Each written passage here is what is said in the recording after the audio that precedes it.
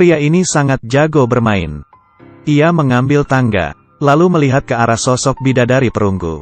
Berjalan ke depan. Pembuktian pun dimulai. Bisa disimpulkan, ternyata dia panik. Semua penonton terkejut padanya. Ditambah tatapan si manusia perunggu yang penuh amarah. Membuatnya tidak bisa apa-apa. Tidak berkutik sama sekali. Pria itu berpura-pura tetap gagah dan keren. Hanya bisa pergi meninggalkan kerumunan.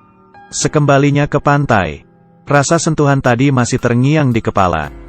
Namun, muncullah seorang gadis cantik di hadapannya. Memberi tamparan yang mengembalikannya pada realita. Awei dibuat termangu. Sang teman pun membela. Tak disangka Amei berkata, "Aku adalah Putri Duyung yang diraba temanmu." Mereka sekejap mengerti. Paham bahwa Xiaomei sedang menginterogasinya. "Saat kamu merabaku, apakah kamu tahu bahwa aku adalah manusia?" Awei tentu saja pura-pura tidak tahu. Setelah Amei mendengar, ia malah dengan wajah berseri berbicara kepada temannya. "Kalian sudah dengar? Dia bilang dia tidak tahu, kok. Dia tidak tahu kalau aku manusia."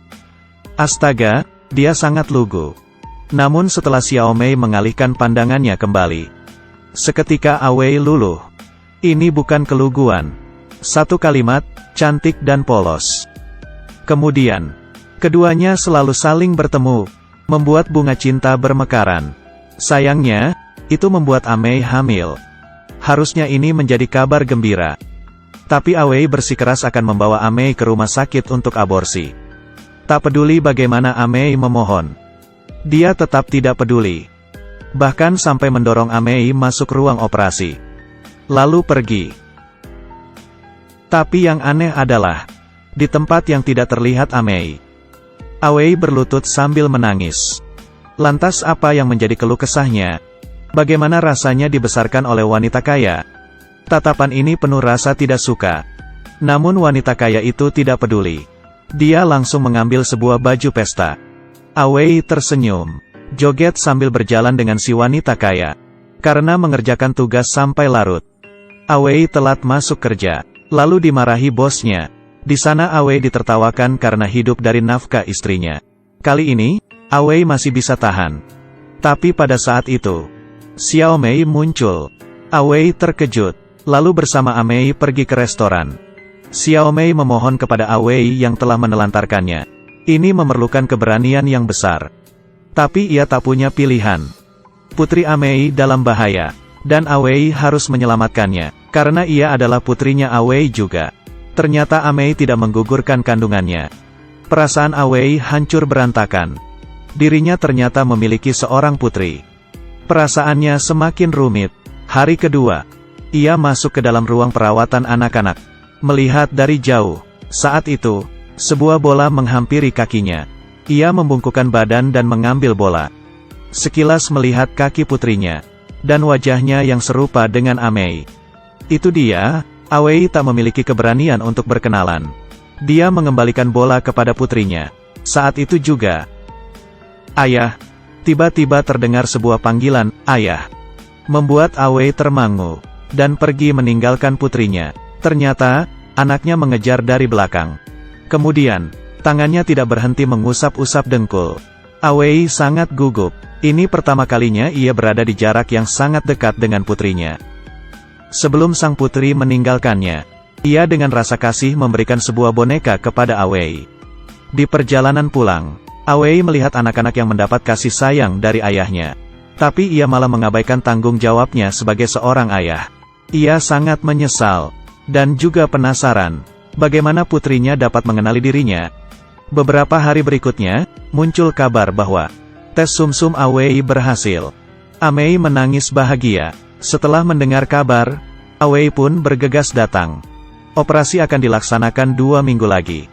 Di lain waktu, Xiaomei memberitahu Awei. Dia akan menghubungi Awei 1 hari sebelum hari operasi. Tapi Awei menolak. Dia memberitahu Amei, tak peduli kondisi apapun, dia bersedia untuk hadir. Mungkin ini adalah wujud kasih dari ayah yang paling tulus pada anaknya. Namun yang mereka tidak tahu, sebuah konspirasi besar sedang lahir. Pria yang terbaring di atas lumuran darah pun terbangun. Ia berjuang untuk bangkit berdiri. Sebuah tangan yang berlumuran darah muncul dengan mengenaskan. Melihat lengan ke atas, ternyata adalah seorang wanita yang sekujur tubuhnya telah dilumuri darah. Ketakutan menghantui alam bawah sadarnya. Tangannya menggenggam sebilah pisau. Dia menarik napas dalam-dalam. Tidak paham apa yang sebenarnya terjadi. Baru saja ingin membangunkan wanita tersebut. Polisi datang. Ia pun ditangkap. Pria ini sungguh adalah Awei. Beberapa jam sebelumnya, Awei baru keluar dari rumah sakit. Setelah mengetahui hasil tes sumsum tulang dengan anaknya, ia berjalan dengan cepat. Mengambil boneka pemberian putrinya. Ia tak bisa menyembunyikan senyumannya. Kala itu, telepon berdering. Bos menyuruhnya mencari jam tangan di gudang. Setelah mencari setengah jam pun tak kunjung ketemu. Setelah pulang, bos memberitahu Awei. Pelanggan wanita yang mengaguminya itu jatuh sakit. Ia ingin Awei menjenguknya. Awei terpaksa mengiyakan. Tapi senyuman si bos sangatlah aneh. Awei mengetuk-etuk pintu pelanggannya. Tapi tidak ada orang merespon. Pintunya juga tidak terkunci. Karena penasaran, Awei pun masuk. Kala ini, muncul sepasang tangan hitam dari belakang. Memukul Awei dengan brutal hingga pingsan. Setelah Awei siuman, sekujur tubuhnya sudah berlumuran darah. Di sampingnya ada mayat seorang wanita. Seperti tempat kasus pembunuhan. Tanpa menunggu respon Awei, polisi langsung menahannya. Sesampainya di kantor polisi, Awei bersikeras untuk menjelaskan semuanya kepada polisi. Tapi sedikit pun tidak berguna. Penelitian menunjukkan bahwa di tempat pembunuhan hanya ada sidik jari milik Awei. Sang bos juga tidak mengakui bahwa ia telah bertemu Awei sebelumnya. Semua bukti yang mengarah padanya, seperti telah mempermainkannya dalam sebuah pengaturan yang licik. Awei tidak memiliki kesempatan untuk lepas. Tengah malam, seorang tak dikenal mencekik leher Awei yang sedang tertidur pulas. Dengan kemampuan bela dirinya, ia membunuh balik orang itu. Sebenarnya, siapa yang kejam dan ingin membunuh para saksi? Hari kedua, Awei pergi menuju kantor kejaksaan. Ia merasa bahwa ia tidak boleh mati seperti ini. Belum lagi anaknya yang harus ia tolong. Bagaimana ini? Tiba-tiba, sebuah truk menabrak mobil polisi yang ditumpangi Awei hingga terbalik. Jalanan seketika menjadi kacau. Awei mengeluarkan boneka pemberian putrinya. Saat itu, ia memutuskan untuk kabur. Ia harus hidup, ingin memberi dukungan pada putrinya saat menjalani operasi. Ia dengan susah payah mengeluarkan diri dari mobil. Mengambil sebuah sepeda motor. Langsung menyalakan mesin. Dan pergi meninggalkan tempat kejadian. Petualangan menjadi buronan dimulai. Ketika kantor polisi mendapat kabar bahwa Awei melarikan diri, mereka langsung mengirimkan pasukan polisi untuk menangkap Awei. Tapi Awei adalah seorang cerdik. Ia berhasil kabur hingga tiba di rumah sakit. Demi menjenguk buah hatinya. Dan saat itu juga, putrinya baru saja keluar dari ruang kemoterapi. Wajahnya sangat pucat. Tiba-tiba ia muntah. Xiaomei bergegas membersihkan baju putrinya. Dan meminta maaf kepada putrinya. Awei terkejut melihat itu semua. Putrinya juga menyadari kehadiran Awei. Tapi putrinya hanya diam. Awei menatap dengan penuh penyesalan. Ketika ibunya sedang memakaikannya sepatu, sang putri memberi senyuman yang lebar kepada Awei. Tapi kemudian putrinya kembali muntah.